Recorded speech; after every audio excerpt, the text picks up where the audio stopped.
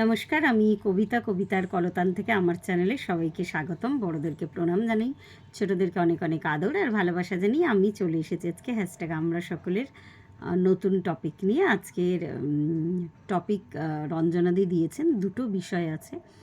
আর দেখলাম এক্ষুনি দিদি দিয়েছে, আর আমিও না আজকে অনেক অনেক দিন বাদে আর কি ট্র্যাকে ফিরতে পেরেছি আর কি। সকাল সকাল সব হয়ে গেছে, একটু বেরোনোর আছে, তার আগে আমি ভিডিওটা করে নিচ্ছি। আর ভালো লাগছে বেশ, সকালবেলা এরকম ফ্রেশ মুডে বসে যেতে না ভালো লাগে ক্যামেরার সামনে। আর মানে আমার মানে ভেতর থেকে একটা বেশ অন্তর থেকে আমি খুশি হতে পারছি।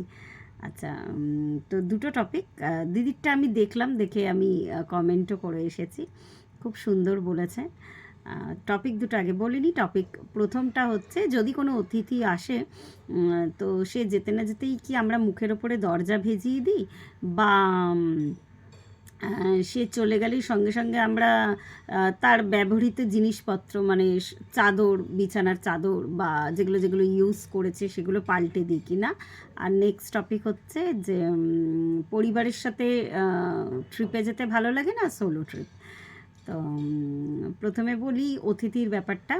অতিথি সে যদি আমার পরিচিত নাও হয়, কেউ যখন এলো, অনেক সময় কুরিয়ার সার্ভিস আসে বা সুইগি জোম্যাটো, বা অনেক সময় এই যে ফ্ল্যাটে থাকি ওখানে না পুরনো কিছু মানে আর কি মানুষ আছেন যারা অনেক দিন ধরে, ওটা সানডে করেই কিছু ভেন্ডারদের ঢুকতে দেওয়া হয়। তো ওরা কিছু ছোটোখাটো জিনিস, অনেক সময় নাইটি, তারপরে এরম কিছু জিনিস আর কি বিক্রি করতে। আগে তো খুবই আসতো, কোভিডের পর থেকে এগুলো একটু কমেছে আর কি। তো যাই হোক না কেন, তো যখনই আসে না, আমি আমার অত্যাধিক ব্যস্ততা থাকলেও আমি তাদেরকে বলিয়ে দরজাটা কিন্তু বন্ধ করি। মুখের ওপর কখনোই দরজা বন্ধ আমি করি না। আমার নিজের ভীষণ পার্সোনালি খারাপ লাগে। আমরা দুজনই, আমার হাজব্যান্ডও তাই। আমার হাজব্যান্ড মানে যতক্ষণ না সে যায় আর কি, হয়তো সে বাইরে দাঁড়িয়ে আমার সাথে কথা বলেছে, আমি যখন কথা বলা হয়ে যায় আর কি, আমার হয়তো সেই জিনিসটা লাগবে না বা কিছু, আমি অতিথিদের কথায় পরে আসছি। মানে আমার মানে যে মানুষগুলো চেনা পরিচিত বা কিছু বিক্রি করতে এসেছে, যেমন বললাম সানডে করে আসে, তো বা সুইগি জোম্যাটো, ওরা তো দাঁড়ায় না বেশিক্ষণ, ওরা পেমেন্টটা নিয়ে বা অনলাইন পেমেন্ট করা থাকলে সঙ্গে সঙ্গে চলে যায়। কিন্তু সেলসের যারা আসে তাদেরকে আমি বলি আর কি দরজাটা বন্ধ করি। তবে কেননা আমার বেডরুমের সরাসরি দরজাটা আর কি আমি বলেই বন্ধ করি, কখনো না বলে। এটা ভীষণ অমানবিক, প্রচণ্ড বাজে লাগে আমার। আমি দেখেছি অনেককেই করতে, আমার খুব খারাপ লাগে আর কি।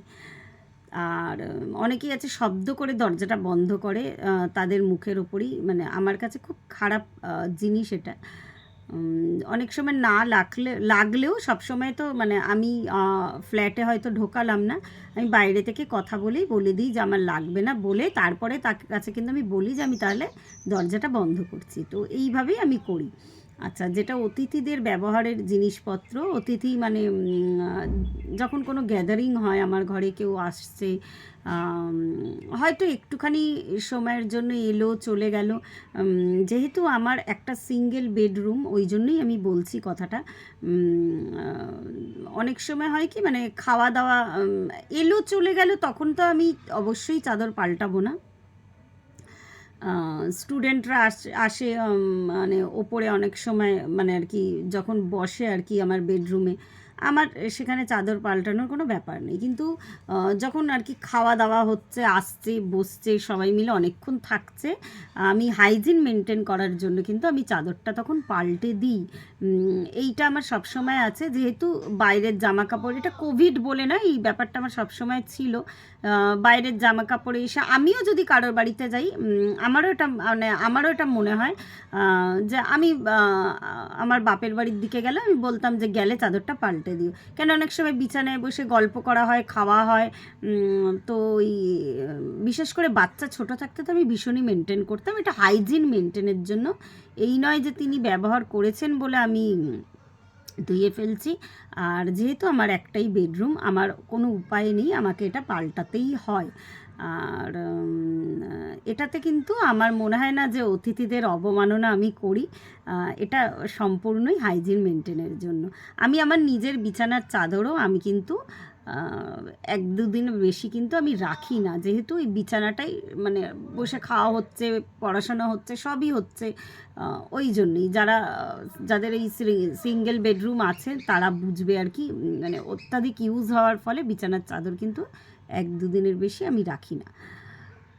আর অতিথিরা বাড়িতে এলে মানে নিজের চেনার লোকজন, শ্বশুরবাড়ির লোক হোক বা বাপের বাড়ির লোক হোক বা আমার বন্ধুরা হোক, তাদের সাথে কিন্তু আমি দেখলাম জেবাদিও কমেন্টটা করেছে আর কি, যে দরজা পর্যন্ত যাওয়া বা গেট পর্যন্ত গিয়ে এগিয়ে দিয়ে আসে, সেটা কিন্তু আমি অবশ্যই করি।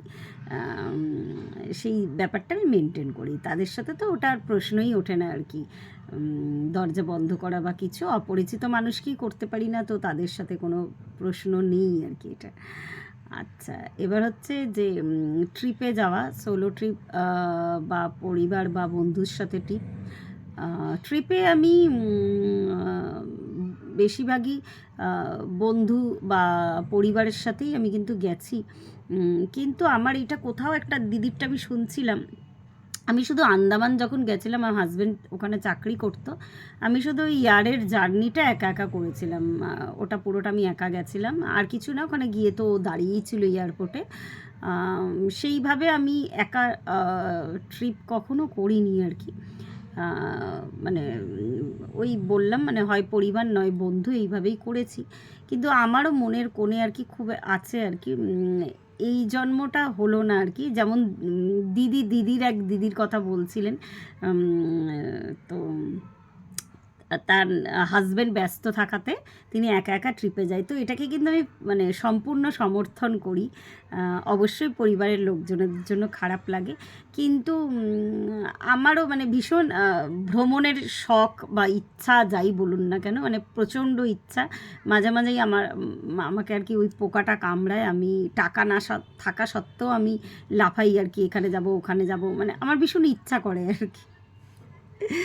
তো ওটাই। আর ওই বলছিলাম যে কথাটা এই জীবনে হয়তো হলো না, কিন্তু আমার মানে নেক্সট লাইফের জন্য এটা তোলা থাকলো। আমি কিন্তু মানে মানে একটু বুঝে শুনে, মানে তখন এত মানে আর কি চট করে কোনো মানে এই সংসারে আটকে পড়লে না এই ব্যাপারগুলো হয় না আর কি। তো এই শখগুলো আমি অবশ্যই পূরণ করব আর কি। এরম একা একা ট্রিপে যাওয়া, তো এরম অনেক ইউটিউব চ্যানেল আছে, আমি দেখি মেয়েরাও কিন্তু যায়, বেশ ইয়াং মেয়েরাও একা একা ট্রিপে কিন্তু ঘুরে বেড়ায়।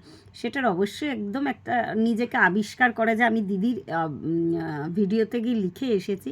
সত্যি সত্যি একা থাকলে না মানে যখন মানে এই প্রকৃতির শোভা, অবশ্যই পরিবারের সাথে এনজয় করা আর একা এনজয় করার মধ্যে পার্থক্য আছে।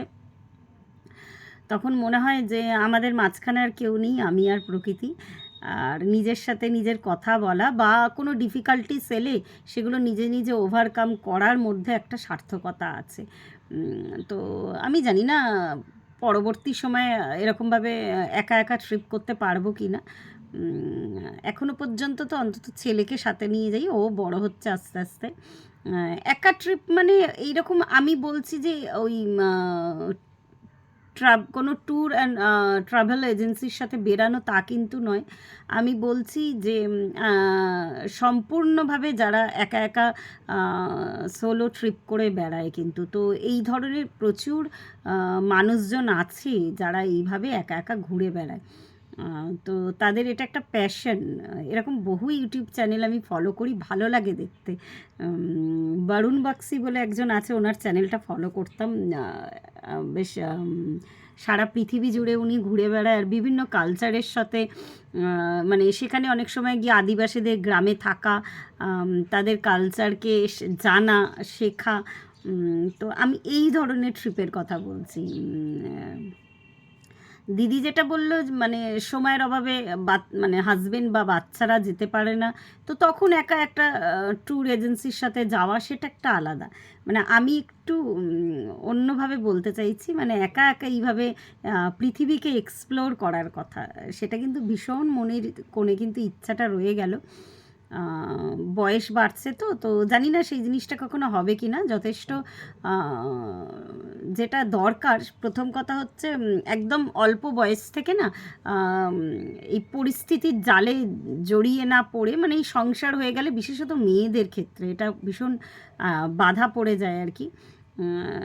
মানে সেটা মানে একটা দিকে রেখে, মানে সেটা পরে করে আর কি, এরকমভাবে ট্রিপ করে বেড়াও বিভিন্ন। আমার এটা এমনিও একটু প্যাশন, বিভিন্ন মানুষের সাথে আলাপ করা মানে আমি যেচে গায়ে পড়ে আলাপ করার কথা বলছি না, বেশ অন্যান্য কালচারের সাথে পরিচিত হওয়া আর কি, বিভিন্ন দেশ এক্সপ্লোর করা, এগুলো আমার মনের ভেতরে ইচ্ছাটা আছে। তো আমি আমার ছেলেকেও মাঝে মাঝে বলি যে তোর সুযোগ হলে তুই এরকম ঘুরে বেড়াস। তো আজকে এই পর্যন্ত, মনের ইচ্ছাটা জানিয়ে দিলাম। প্রত্যেকে ভালো থাকবেন, পরিবারের সকলকে ভালো রাখবেন। ধন্যবাদ।